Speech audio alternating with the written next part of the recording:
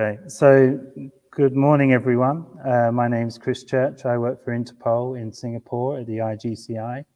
I will introduce you into Interpol, our work in drones, the story so far, and what our ambitions are following this year.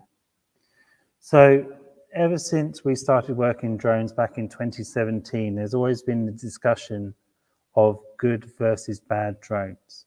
What's a good drone? What is a bad drone?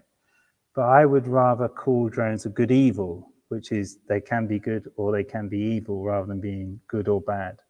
Because the drone is not the problem, it's the pilot that's the problem. And generally when we are dealing with drone incidents, everyone's worried about the drone when really they should be trying to locate the pilot. Because the problem that we've seen in drone incidents is if you capture the drone pilot will just go and get another drone and start the same attack again. But if you find the pilot and you stop the pilot, then the drone attack or incursion won't happen again because you've taken the actor from the stage.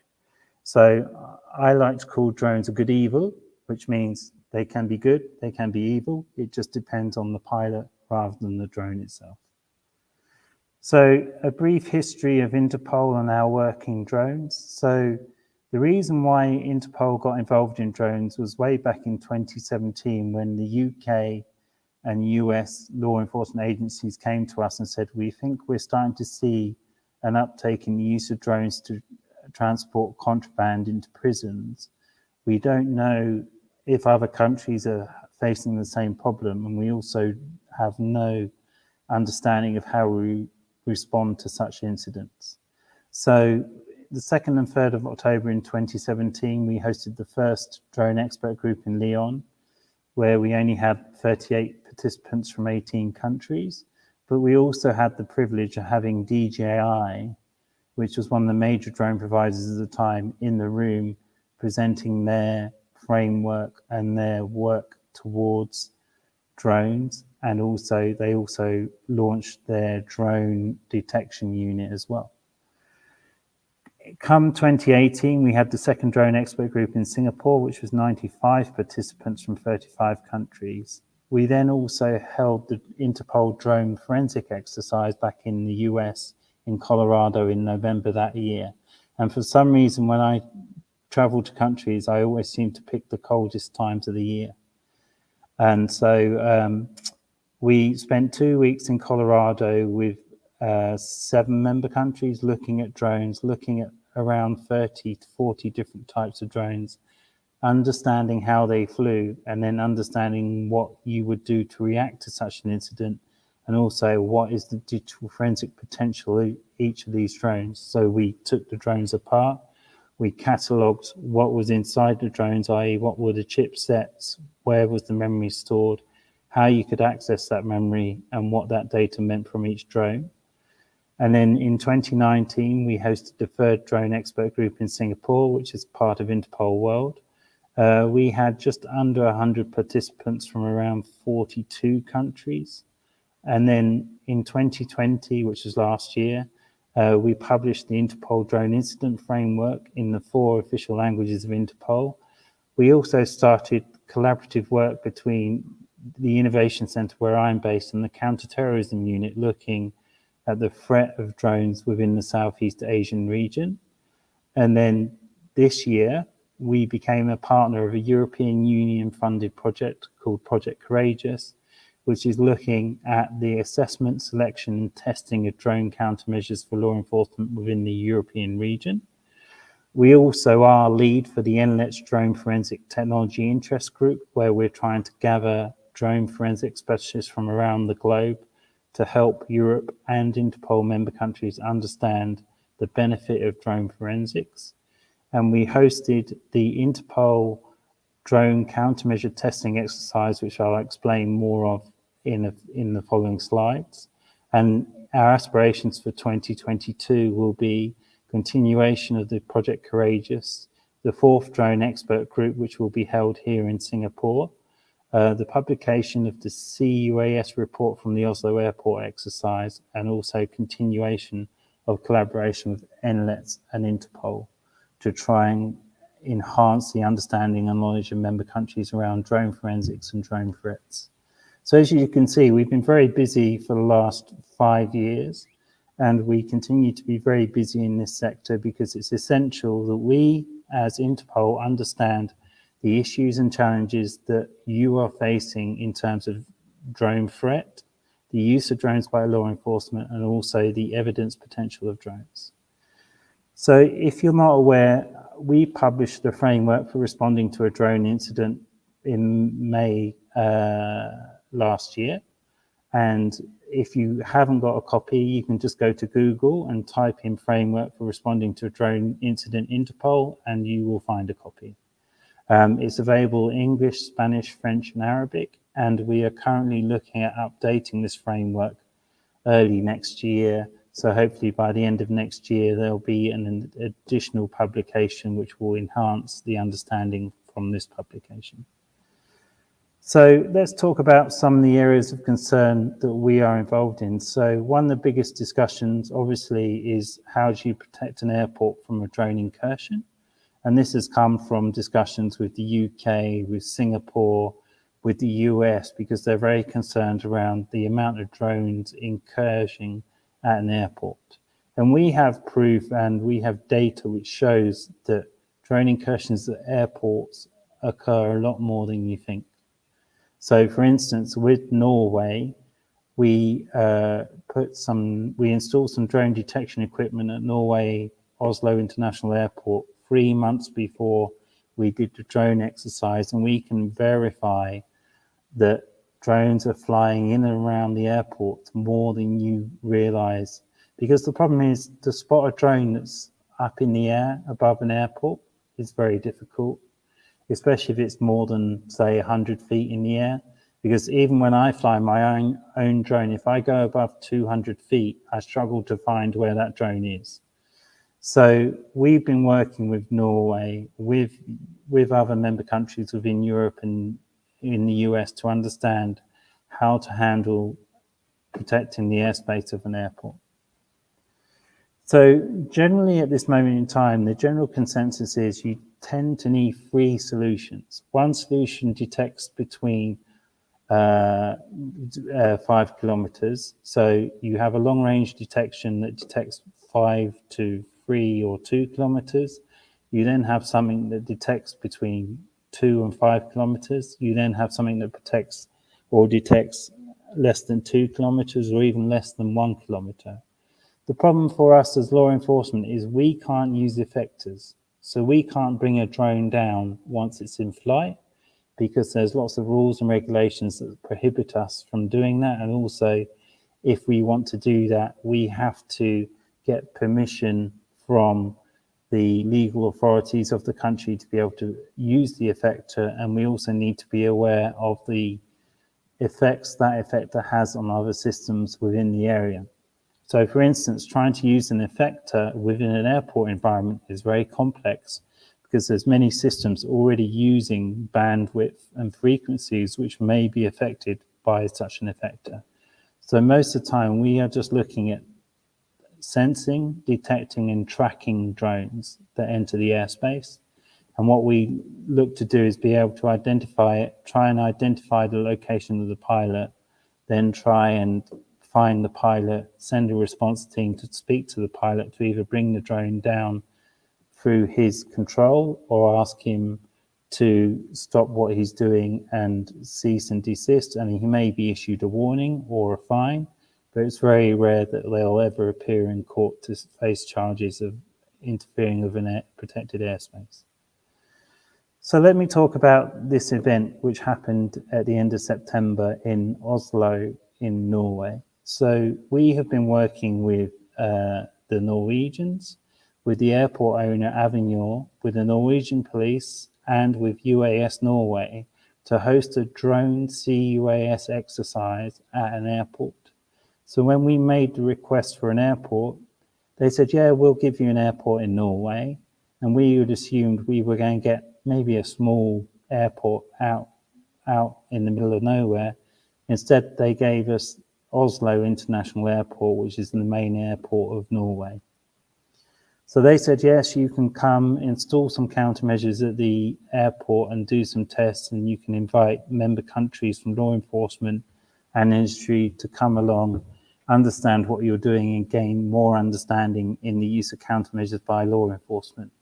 Because there doesn't seem to be a coherent discussion between industry and law enforcement around what's required, what we need, and how is it going to be used, and how are we going to respond to an incident once it occurs. They seem to be very limited discussions, and there doesn't seem to be a coherent approach at this moment in time. So let's talk about Oslo Airport. Oslo Airport is located 47 kilometers north of Oslo, so it's not in an urban area, it's quite isolated. And trust me, in September, it's quite cold. There's 15,000 people who work at the airport. It has a capacity of around 32 million passengers a year. It has in September this year, it had over 58,000 aircraft movements. And in 2020, it only had 9 million passengers, but in 2019, it had 28.5 million passengers going through the airport. So it's not a small airport. It's a major hub for most Norwegian and Scandinavian airlines. And they use this as a stopping point before going to Europe and before going to Asia. So we were allowed to have a test area of countermeasures right next to one of the runways. So we were given a hangar and apron space to install countermeasures within a particular area within the airport. And what happened was we were able to install countermeasures in the test area and close one of the runways of Oslo Airport for 7 hours a day. And while that runway stayed closed, we were able to fly drones into the airport to test the capability of the countermeasure systems. One of the biggest challenges we faced by doing this was understanding the frequency landscape of the airport, because there's many systems that rely on radio frequencies and GPS signals to work and to function properly. So for instance, if we were to use a GPS jamming device to try and bring a drone down, we would probably bring the airport to a standstill because there's other systems within the airport that rely on a GPS signal. And if they lose the GPS signal, they may malfunction or they may go into a emergency mode, which may not be very good for the operation of the airport. So one of the things we did for the countermeasures at the airport was we gave them parameters with which they could operate on, i.e. what frequencies they could jam or interfere or detect. But we also banned them from using things such as GPS jammers, so on and so forth, because we realized this would interfere with existing airport infrastructure. So as mentioned, we said no GPS jamming. We made them adhere to the national and European standards for emitting radiation and signals and stuff. We also ensured that any device used was within the radiation exposure standards, and we also ensured that every system tested had the appropriate certificates and licenses to be able to be operated within Norway and within the airport environment. This took around 6 months to achieve, and probably I would say it required over 100 different people to be able to approve, assess, and check every single system and ensure that it wouldn't affect any operation at the airport. On the last day of the exercise, we even used jamming devices and neutralization devices. So we had some body-worn devices, we had some drone guns. Some of them were very powerful or maybe too powerful for their own good. And we even had a drone hunter, which basically was a drone that would be dispatched to intercept the rogue drone, fire a net at the drone, capture it in the net, and then bring it down to land so you could then capture the drone and then do forensics on the drone. And this is the first time that this kind of exercise has been done at an international civilian airport while it stayed operational.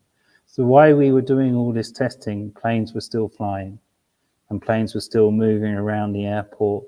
moving to the taxiways, moving to the gangways, and so on and so forth. And we basically tested all these neutralization systems against a set standard which was created by a drone threat scenario. So here you can see some of the pictures. So we were using all the types of detection. So we were using passive, non-passive radar, multi-sensor systems in the environment. We were even using radar. The interesting thing about using radar in such an environment was if you have a radar-enabled drone countermeasure system, it affects all the other countermeasure systems, and you need to make sure there's a lot of bandwidth and air gap between the systems. Otherwise, there's a lot of false positives, but I will not go into too much detail today because obviously we will publish this all in a report. So here you can see we used the Norwegian police to make the drone flights. So we flew drones from just outside the airport perimeter, and we also flew drones from around 2 kilometers and 5 kilometers away, because some of the countermeasure systems said, oh, we'll detect drones up to 5 kilometers. But obviously that's if you're in an open area. But as soon as you introduce buildings or trees or anything else that may prevent the detection signal from getting to the 5 kilometer range, it was seriously impeded, and we will talk about more about that in the report as well. But you have to be very careful with the claims from the countermeasure companies around what their system does, their detection ranges, so on and so forth, because if you're in a busy urban environment, some of these systems may only detect up to 500 meters away, not 5 kilometers away. So during the exercise, we flew over 100 drone flights. We had over 2,000 aircraft movements occur during our testing. We tested 20 systems from 12 providers, and we had 120 participants from 16 countries. And we basically, I tried to ensure that everyone who attended had some experience of countermeasure systems and was involved in deploying countermeasures within their member countries so that we could get that expertise in place so they could share and develop their understanding. And we had feedback from some countries that we've managed to save them a year of work by introducing them to other countries doing similar work. So it was a very intense 3 days. We tested, as I said, we tested 20 systems. Basically, we ran drone threat scenarios against each system.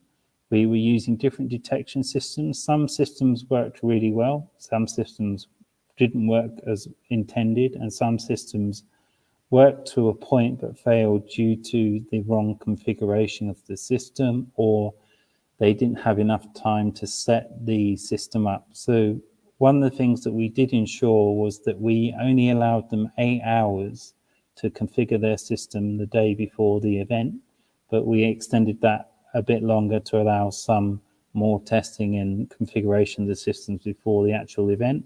But even giving them 9-10 hours of setup time wasn't enough for some of the companies. So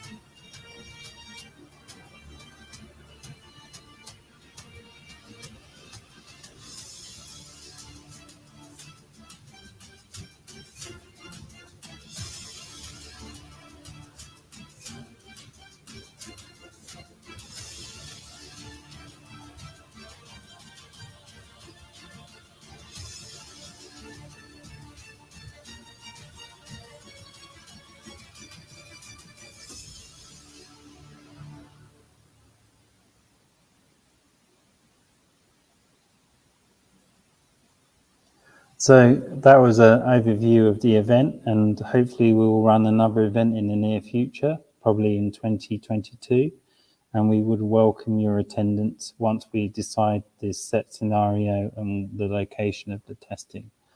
So what were the challenges that we saw? Well, sometimes law enforcement don't understand what they really need. So sometimes departments get given the task of buying a countermeasure system, but they don't understand how the system works, what it does and what its capabilities are and what its limitations are. And also the person who's doing the buying may not fully understand the implications of buying such systems. So we have seen member countries buy systems that are far too powerful to be used in a civilian environment, and also they may not have achieved the regulatory authority to be operated in that country. We have to understand what the operational requirements are, because if you're trying to find one system that fits all to protect your areas, such as urban, country, and semi-urban areas using the same system, this may not be possible, because each system has its unique capabilities within specific environments. So you need to assess each environment that you're placing the system in and testing it and making sure that it operates to the requirements that you set, because a lot of the time, a lot of the requirements seem to be set by the industry rather than by the customer. And this is a huge problem for law enforcement. We also need to understand, does it meet the standards and requirements within that country? So is there requirements and standards or quality marks against drone countermeasures within your country? If so, does the system you're selecting meet that criteria? Does it also need to be integrated with other systems? Because what we've seen in the testing in Norway is a lot of the countermeasure systems have very complex user interfaces, and they seem to think that you'll have someone stationed at the drone countermeasure detection screen 24/7. And we know in policing, you can't have someone just sat looking at a screen trying to wait for a drone to come onto the screen and to make decisions, because life is not like that. And does it need to be integrated with the existing command and coordination center, with the air traffic control system at the airport, or a police command post? Because we would like to see a standard being developed for information parading between drone countermeasure systems and existing systems, so that it could be easily integrated into existing solutions, rather than us having to invest in new solutions or trying to fit the square peg in the round hole. So we're starting to see a lot of interest in unmanned traffic management. So even here in Singapore pushing forward with unmanned traffic management. So they're looking at flying taxis, they're looking at deployment of courier drones to move packages across Singapore.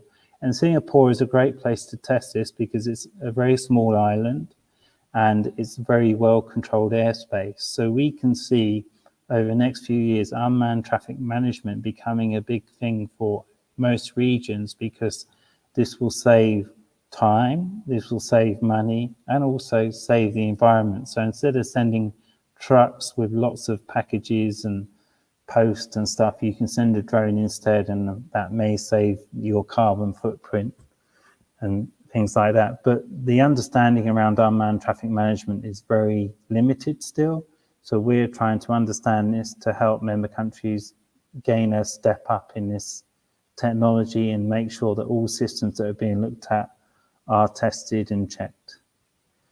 So a quick word around one of the projects that we're working on in Europe. We're working on a project called Project Courageous, which is to develop a selection, testing and assessment criteria for countermeasures in Europe.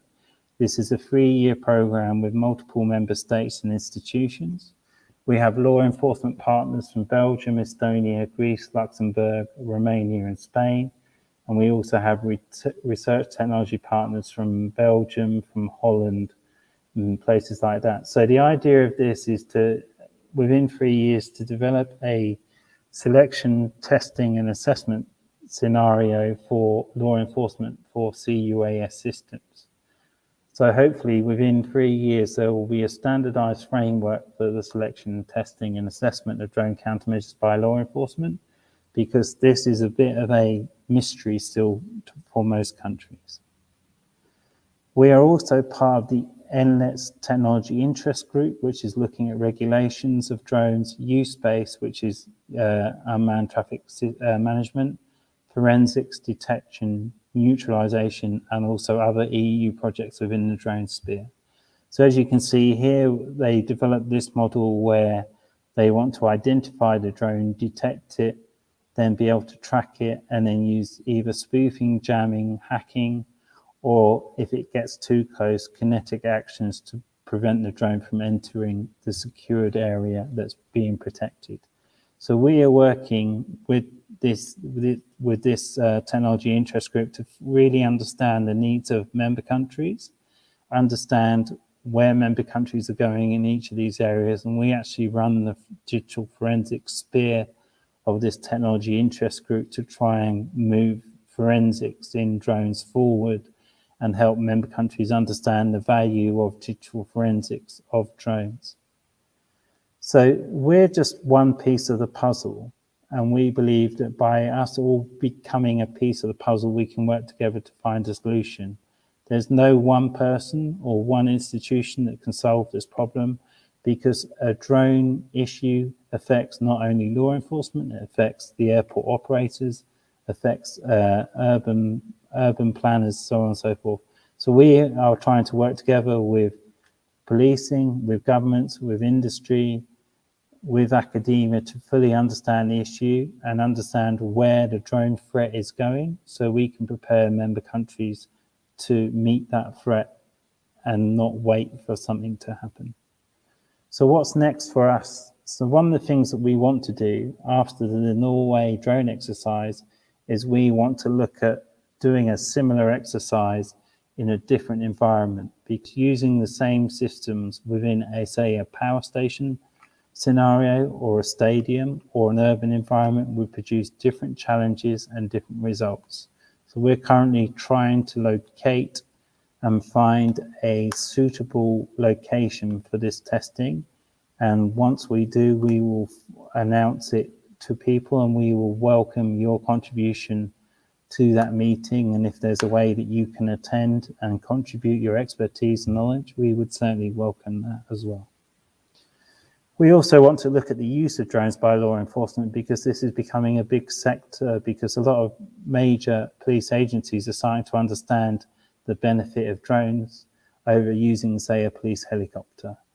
Because a drone can be in the back of a police car or even on the back of a police motorbike, and as soon as there's an issue, it can be deployed, and any of the camera or video feed from the drone can be fed back to the command center so they can make informed decisions around who to deploy, where to deploy them, and what is actually happening at the incident. And we have seen many agencies make big successful wins in crime prevention, locating missing persons or locating escaped offenders by using drones rather than using police helicopters.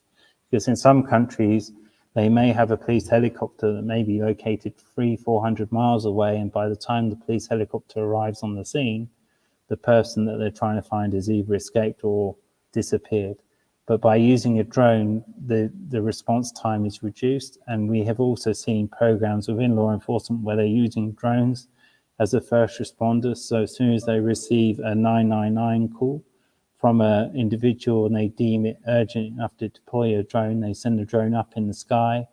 The drone then goes and has a look and feeds back the video feed to the police car responding to the incident, as well as the command center, and they respond to the incident more efficiently and deploy the right resources to the incident. We also want to look at the threat. We also want to understand what is the threat that everyone's facing in drones. How many drone incursions are you having? What are the type of drones being used in those incursions? And who is the threat causing those incursions? Are they people who are just being mischievous? Or are they people with an intent behind using that drone? We have seen reports of drone incidents, especially through the DroneSec report, which we receive every week, which is really useful and really helpful. But at the moment, there doesn't seem to be a central resource to be able to pull this information together and gain a detailed analysis around the drone threat across the globe. So we're currently trying to work with partners and funders to try and fund a international initiative to bring all this drone threat intelligence together to help member countries and law enforcement understand the threat they're facing and what is likely going to be the next threat from drones, how they're going to be used, and who's using them and why. We also want to expand our drone forensics, so we want to update the drone forensic framework. We also want to establish a baseline of drone forensics training for 194 member countries of Interpol.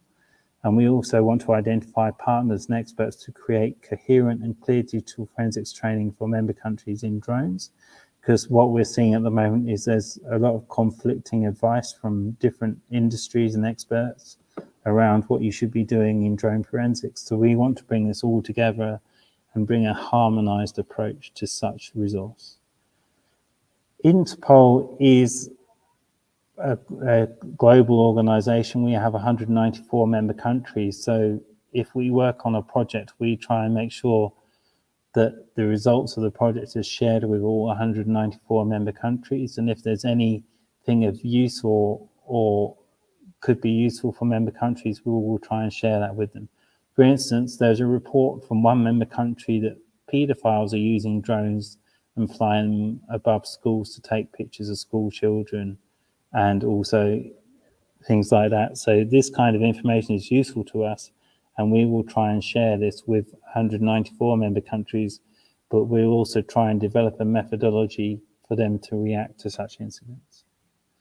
As I said, we are just one piece of the puzzle, and we would welcome other pieces of the puzzle so that we can complete the picture. And always remember, there is always a way. When someone says it can't be done, I never believed that, because everyone was telling me that we could never install drone countermeasures at an international airport and test it while the airport was stayed open. And we managed to do that. And we still have people coming to us trying to understand how we accomplished that and how and what processes and systems we use to do that. My advice is, when you have a big problem, break it down into smaller steps and focus on the small steps rather than the actual end result, because the end result will lead to other issues and other challenges that you would have to overcome as you develop this. Thank you very much for your time. If you want to contact me and send me an email or need more information, please send me an email to cchurch@interpol.in, and I will be happy to discuss and expand on what I presented today. Thank you very much. Terrific, Chris. Thank you very much for that incredibly insightful talk, especially giving that view of the Oslo exercise, which I know, had some delays with COVID and all that, but the fact is you didn't just make a counter-UAS exercise in an airport, but during the middle of COVID, which is quite insane, right? Yeah, it was Absolutely. It was absolutely crazy. And I just think what would have happened if we did it outside COVID, we probably would have had to make it 10 times bigger. So absolutely. So we'll see. Next time. Next one. Yeah. Of course. And so I'm just going to pick up a few questions here that came in.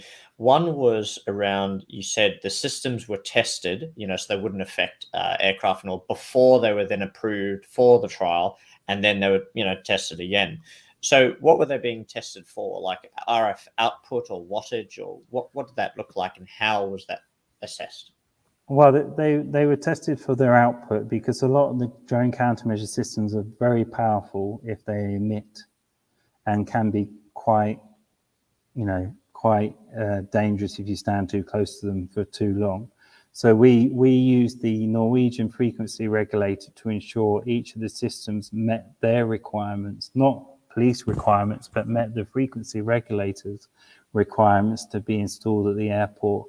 And that may have been a case that if there was any questions around the system before the event, it was tested in a secured area before the event to make sure that what they stated in their registration was actually being outputted, because we discovered some of the systems said they only covered certain frequency ranges, but we discovered they actually were covering more frequencies than stated. So we had to ask them to retune their systems to only cover set frequencies.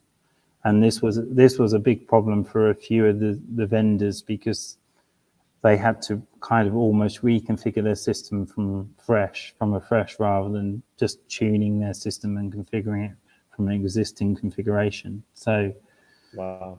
there's a lot to take in on this, and I wasn't the person doing this. Luckily, we were using the frequency regulator, so they had all the equipment and all the required monitoring services to be able to ensure that the systems met the requirements that we set out.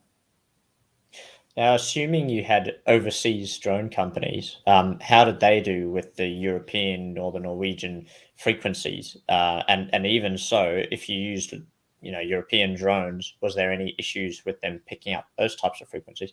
And by the way, caveat, I know you want to keep a bunch of this probably for the report, but if there's anything you can provide now, it would be super useful. Okay, well, I mean, we're due to give more presentations at NATO and other places over the next few months around this. So we had systems from Europe, from America, from Israel. And the thing is, we decided that the frequency regulator and the Norwegian police would decide whether that system could take part in the test. So to get the right systems in, we wanted to cover the full spectrum of cUAS technology. We didn't just want to use specific technologies. So instead of looking at over 500, 600 different systems on the market, we worked with member countries and asked them, well, what systems have you tested? Which ones came out really well, and which ones would you not want us to test? And so the member countries from around 6 or 7 countries informed us, well, we tested this system. This system was really good. We've tested it 20 times, and we believe this system would be useful to law enforcement. System B we tested and it didn't work. And even the scenarios that we developed in the test weren't complex scenarios. We weren't using random drones that were not available on the market. We were using off-the-shelf drones. So we were using the popular makes and models. And even some of the drone countermeasures struggled to do the correct thing with the off-the-shelf drones. So for me, this was rather surprising, because if you listen to a lot of the countermeasure companies, they say we detect over X amount of drones, but we were using just off-the-shelf drones with no modifications, and some of the systems struggled to detect those. So I can't go into too much detail because we're still going through the data, but I would say we were fairly surprised by the results. We're still looking into it, but we'll hopefully expand on that in the report, which we'll hopefully see published in April next year in Norway at the Drone Expert Group. So stay tuned. Okay. And will that be for public viewing as well? Or is that just through law enforcement? Good question. Good question. We may make a version available, not publicly, but in a restricted way. So we will share it with the industry. We will share it with trusted partners. I don't think it would be wise for us to do a public release of such a document. Of course. Because this would cause problems for law enforcement in terms of criminals understanding how law enforcement react to drone incidents. So we will probably publish 2 versions, one a restricted version for law enforcement only, and one for the industry and one for other interested partners. But my emphasis is more around, if we do this kind of event again, we would look to have more people involved in developing the scenarios, developing the testing, and also being able to assess the results. And if there's systems that you're currently testing, then I would welcome a discussion to understand what systems you're testing, why are you testing those systems, and what the outcomes from that testing is. Because there's a lot of countermeasure testing going on within member countries, but there seems to be very little coordination in sharing results, methodology, or the assessment criteria of such test. Yeah, it's a really interesting point, right? It's not just, maybe vendors who don't want the results released if their product didn't do too well, but it's the fact that then adversaries can determine how a certain drone bypassed those, installations somewhere, and how they might be able to, break them. So that makes sense. And I guess is this a fair assumption that with the drone flights, the actual Norwegian police were flying the drones, the test, guinea pigs, they didn't do any fancy flight profiles or only No. coming from above or very low ground. It was just simple.